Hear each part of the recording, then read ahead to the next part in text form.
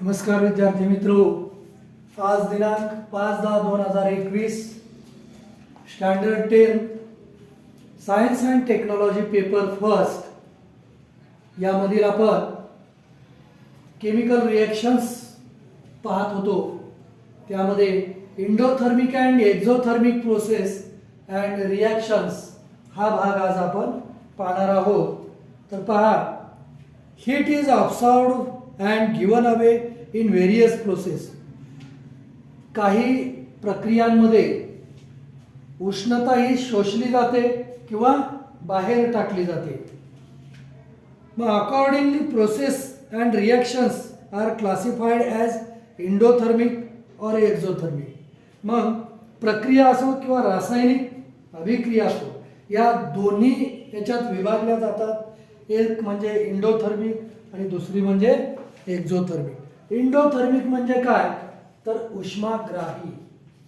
Endothermic या शब्दाचा अर्थ म्हणजे उष्माग्राही, म्हणजे उष्णता ग्रहण करणारी.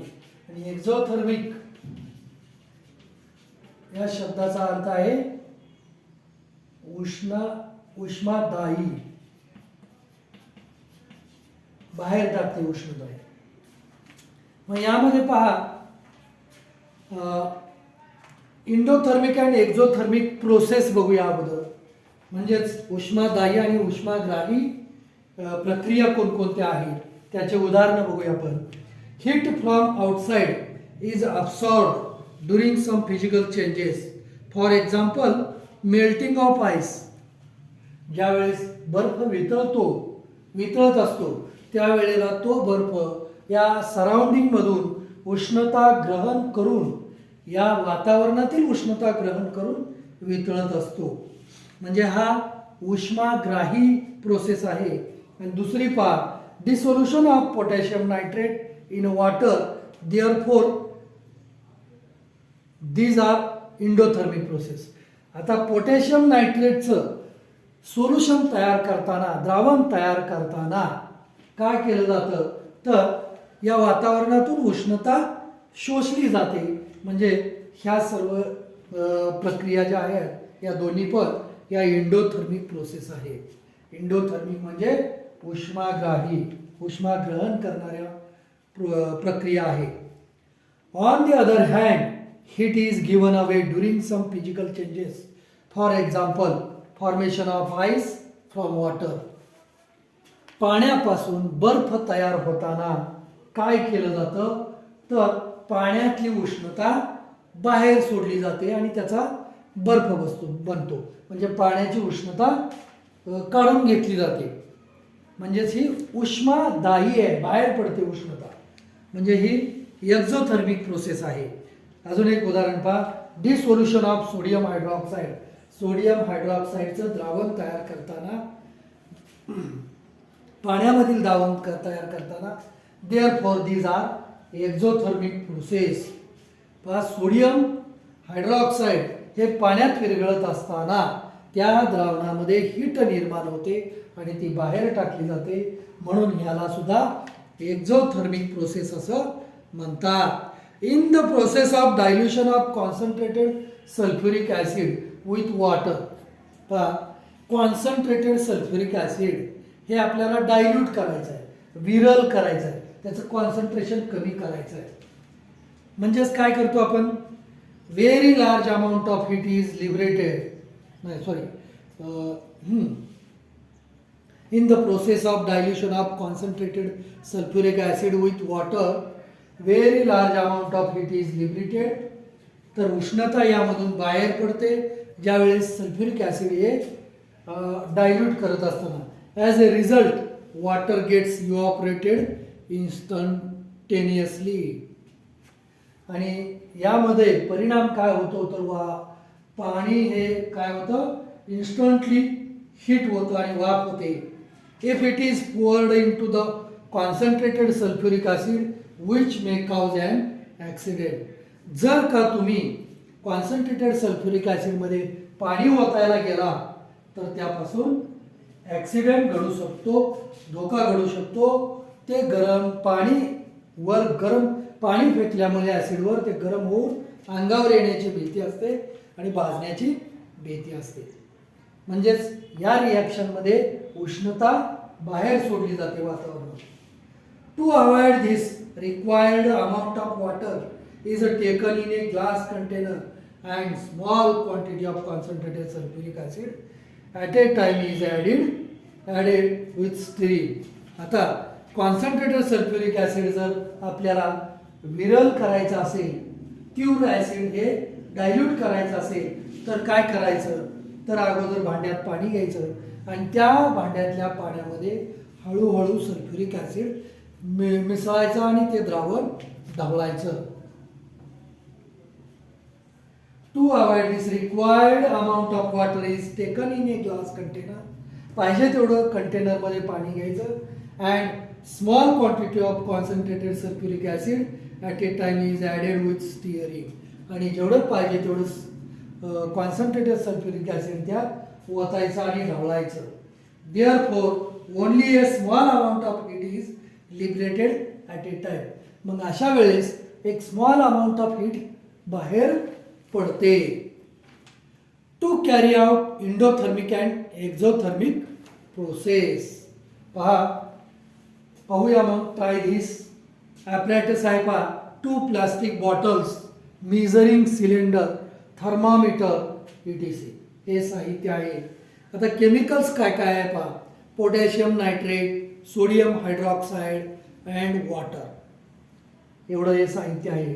Sodium hydroxide being corrosive, handle it carefully in presence of teacher.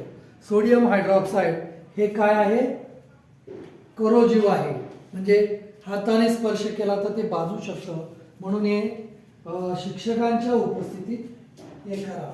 Procedure बघा. Take a 100 milli water in each of the 2 plastic bottles. 2 plastic बॉटल्समध्ये 100 मिली पाणी घ्या प्रत्येक बॉटलमध्ये. Plastic being insulator of a heat. आता बॉटल कशाचे आहेत, प्लास्टिकचे आहेत. मग प्लास्टिक हे काय आहे, उष्णता रोधक आहे. The dissipation of heat can be prevented. म्हणजेच काय होईल, तर हे प्लास्टिक असल्यामुळं बाहेर उष्णता सोडणार नाही, कारण उष्णता रोधक असतं plastic. Note the temperature of a water in bottles. पहिल्यांदा दोन्ही बॉटल्समधल्या पाण्याचं टेम्परेचर मोजा आणि पहिल्या बॉटलमध्ये 5 gram potassium nitrate in the bottle and shake well. पहिल्या बॉटलमध्ये 5 ग्रॅम पोटॅशियम नायट्रेट हे 5 ग्रॅम टाका आणि हलवा. Note the temperature of the solution formed. आणि त्या सोल्युशनचं टेम्परेचर मोजा.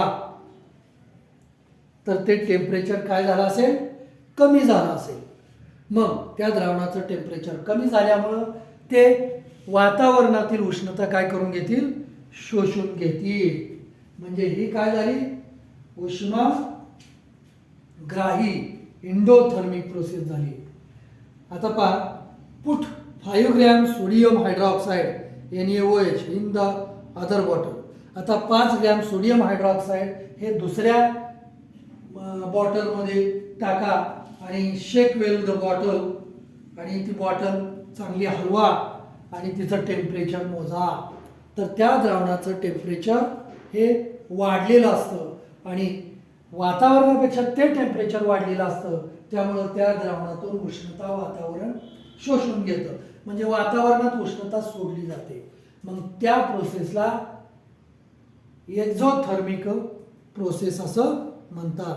In the first bottle the process of dissolution of potassium nitrate took place, while in the second bottle the process of dissolution of sodium hydroxide took place.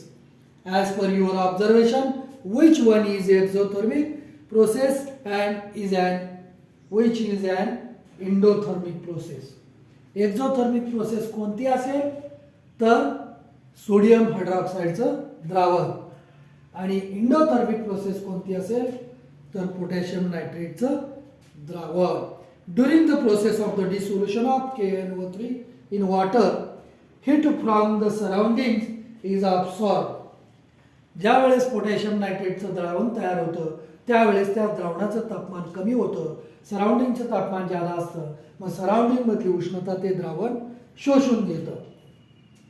Therefore, the temperature of the resulting solution is less. The process in which heat is absorbed from the outside is called endothermic process. When the solid NaOH is dissolved in water, heat is given out. आणि ज्या वेळेस solid sodium hydroxide पाण्यात विरघळतं त्यावेळेस त्या द्रावणात heat निर्माण होते आणि ती हीट वातावरणात सोडली जाते. And therefore the temperature increases. त्या द्रावणाचं टेम्परेचर वाढलेलं असतं. The process in which heat is given out are called exothermic process. आता एंडोथर्मिक अँड एक्झोथर्मिक रिॲक्शन्स बघूया. एंडोथर्मिक अँड एक्झोथर्मिक रिॲक्शन्स कोणकोणत्या आहेत तर यामध्ये पहा, there is an exchange of heat in a chemical reactions as well. Chemical रिॲक्शन्समध्ये सुद्धा हीटची देवाणघेवाण होते. Accordingly some chemical reactions are exothermic while some other are endothermic. काही केमिकल रिॲक्शन्स ह्या एक्झोथर्मिक असतात तर काही एंडोथर्मिक असतात. During exothermic chemical reaction heat is given away when reactants are transformed into the products. ज्या वेळेस रिॲक्टन्स हे प्रॉडक्ट्समध्ये convert होतात त्यावेळेस उष्णता बाहेर पडते, त्याला एक्झोथर्मिक रिॲक्शन्स असं म्हणतात. While during endothermic chemical reactions heat is either absorbed from the surrounding. आणि एंडोथर्मिक केमिकल रिॲक्शनमध्ये ज्यावेळेस ती रिॲक्शन घडते त्यावेळेला वातावरणातून उष्णता घेतली जाते, त्याला एंडोथर्मिक केमिकल रिॲक्शन असं म्हणतात. Heat is either absorbed from the surroundings or has to be supplied continuously from outside. For example, बघा CaCO3 हे सॉलिड आहे प्लस हीट सराउंडिंग मधली हीट त्यानं घेतली तर काय होतं तर कॅल्शियम ऑक्साईड CaO सॉलिड तयार होतो प्लस CO2 गॅस लिबरेट होतो आणि हिला एंडोथर्मिक रिॲक्शन असं म्हणतात. एंडोथर्मिक रिॲक्शन असं म्हणतात. आता एक्झोथर्मिक रिॲक्शन कशी असते पहा. CaO सॉलिड प्लस H2O हे लिक्विड पाणी आहे आणि यापासून CaOH ट्वाइस हे ॲक्वियस सोल्युशन आहे प्लस हीट इज हीट बाहेर पडते, याला एक्झोथर्मिक रिॲक्शन असं म्हणतात. इथं हीट बाहेर पडते आणि इथं हीट शोषली जाते तिथं एंडोथर्मिक म्हणायचं. ज्या रिॲक्शनमध्ये हीट रिॲक्शन झाल्यावर बाहेर पडते त्याला एक्झोथर्मिक रिॲक्शन असं म्हणायचं. मग पहा, use your brain power. What is the difference in the process of dissolution and a chemical reaction. मग डिसोल्युशन प्रोसेस म्हणजे द्रावण तयार करण्याची प्रोसेस आणि केमिकल रिॲक्शन यामध्ये काय फरक आहे. दुसरा क्वेश्चन आहे, does a new substance form when a solute dissolve in a solvent. Solute द्रावकामध्ये द्राव्य विरघळल्यावर नवीन पदार्थ तयार होतो का हे विचारले.